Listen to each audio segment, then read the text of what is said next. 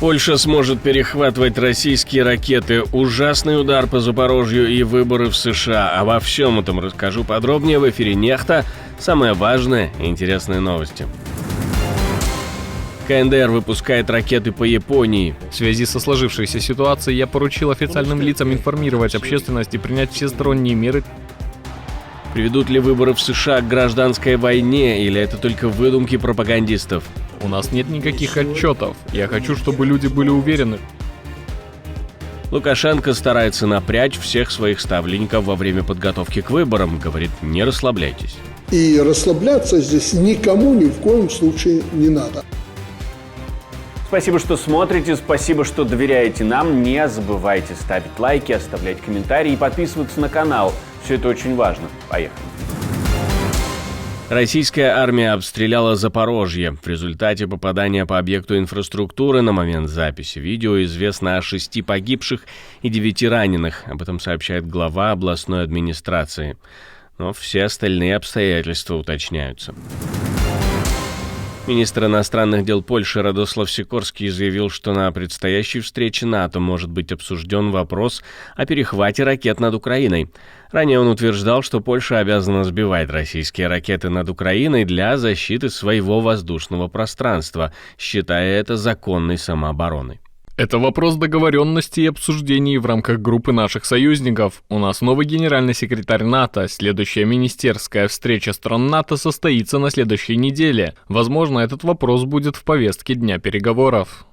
Но министр обороны Польши Владислав Косиняк-Камыш подчеркивал, что страна не может самостоятельно принимать такие решения без согласования с остальными членами НАТО, поскольку это может привести к эскалации конфликта, несмотря на заявление Сикорского. Но, тем не менее, Польша не будет сбивать российские ракеты над Украиной без одобрения Альянса. Вопрос о перехвате ракет остается предметом обсуждения внутри блока, и окончательное решение зависит от консенсуса всех его членов. Угрозы насилия реальны, а разговоры о гражданской войне – это раздутые страхи, пишет The Economist, оценивая риски на выборах в США. Хотя случаи угрозы актов насилия участились, большинство американцев все-таки остаются на мирных позициях. Но атмосфера накаляется, поджоги, нападения и агрессивные выходки вроде размахивания мачете в поддержку Трампа на избирательных участках подтверждают высокий градус напряженности. Исследование Роберта Пейпа из Чикагского университета показывает, что каждый 5-й американец поддерживает насилие ради возвращения или удержания Трампа на посту президента. Такой уровень одобрения насилия создает опасные предпосылки, даже если гражданская война остается гиперболой. Факты риска – это ложные слухи, теории заговора, разжигаемые и онлайн, и публично. Ужесточение риторики с обеих сторон может привести к росту насилия вне зависимости от исхода выборов. Если выигрывает Харрис, вероятны протесты с обвинениями в фальсификации. Если выигрывает Трамп, масштабные волнения в городах. У нас нет никаких глубоких постоянных страхов или опасений. У нас нет никаких отчетов. Я хочу, чтобы люди были уверены, что когда они пойдут голосовать, если они еще не проголосовали, что все в городе работает. И работает уже несколько месяцев, чтобы убедиться, что в этом не будет ничего опасного. Но я также хочу внести ясность. Тот, кто считает, что настало время играть в ополчение, оглянитесь вокруг и узнайте, что вы ошиблись. Любой, кто думает, что пришло время оскорблять, высмеивать, угрожать людям, оглянитесь вокруг и узнайте. У нас есть полиция, у нас есть тюремные камеры, у нас есть присяжные в Филадельфии и у нас есть тюрьмы штата. Так что если вы собираетесь попытаться превратить выборы в некую форму саботажа, если вы собираетесь попытаться запугать людей, повлиять на голоса или избирателей, если вы будете пытаться делать любую из этих глупостей, знайте, мы не играем. Оглянитесь, и вы все увидите.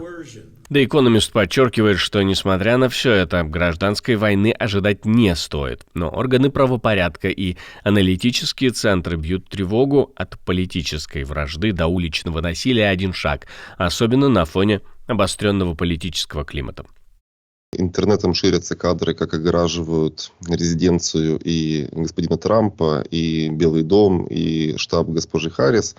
Но на сегодня, в отличие, кстати, от предыдущих выборов, напряжения особого не ощущается. То есть мы видим, что последние недели избирательной кампании, они прошли скорее в таком режиме троллинга, где господин Трамп на мусоровозе агитировал, использовав промах некий господина Байдена, который пуэрториканцев, вернее, который избирателей Трампа характеризовал вот как мусор, и попытка была развернуть против демократов, соответственно, высказывание одного из их лидеров.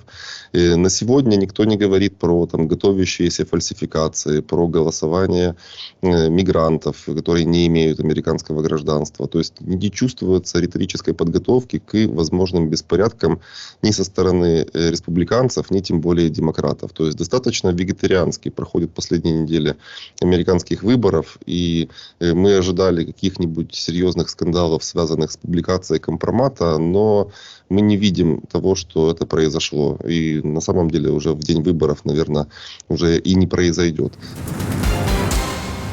В условиях ужесточения западных санкций и связанных с ними финансовых ограничений российские экспортеры все чаще обращаются к бартерным сделкам с зарубежными партнерами.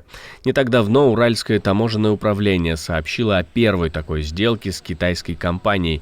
Семена льна были обменены на строительные материалы и бытовую технику. Бартерные сделки позволяют обходить сложности с международными платежами и минимизировать валютные риски. Но они сопряжены с рядом проблем. Необходимость точной оценки стоимости обмениваемых товаров, сложность в логистике и возможные налоговые последствия. Эксперты отмечают, что, несмотря на временную эффективность, бартер не может полностью заменить традиционные финансовые расчеты и остается нишевым решением.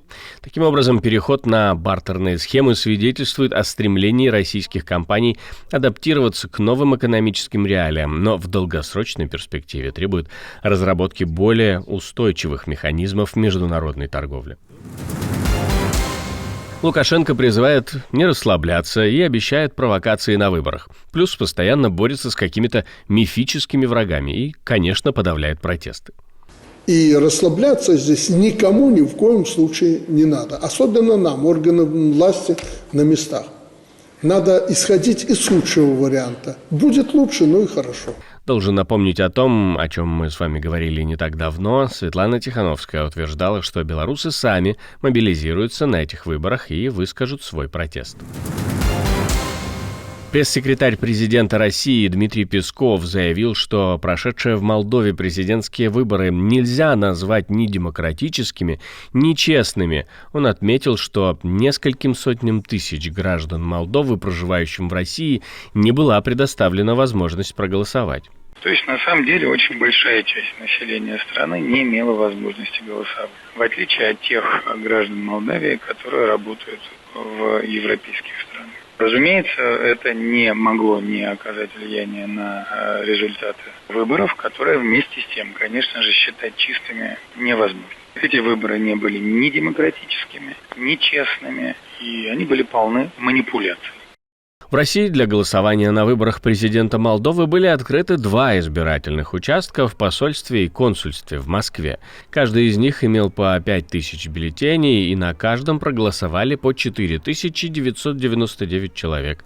Но учитывая, что в России проживает значительное количество молдавских граждан, этого количества участков и бюллетеней могло быть недостаточно для обеспечения их избирательных прав. Власти Молдовы ранее сократили количество избирательных участков в России, ссылаясь на соображения безопасности и возможные риски вмешательства. КНДР выпустили как минимум 7 баллистических ракет в сторону Японии. Запущенные ракеты имели дальность до 400 километров. На этот раз обошлось без разрушений и жертв. Сегодня утром Северная Корея запустила несколько баллистических ракет, последовавших за запуском на прошлой неделе. Предполагается, что эти ракеты упали за пределами исключительно экономической зоны Японии, и пока нет никаких сообщений об ущербе. В связи со сложившейся ситуацией я поручил официальным лицам информировать общественность и принять всесторонние меры для обеспечения безопасности. Испанскую Барселону затопило, аэропорт отменяет рейсы, в Каталонии объявлен красный уровень опасности. Дороги полностью затопило, а движение пригородных поездов приостановлено. Терминал 1 del aeroport del Prat. Терминал 1 аэропорта Эль Прат. Sembla una piscina. Похоже на пляж.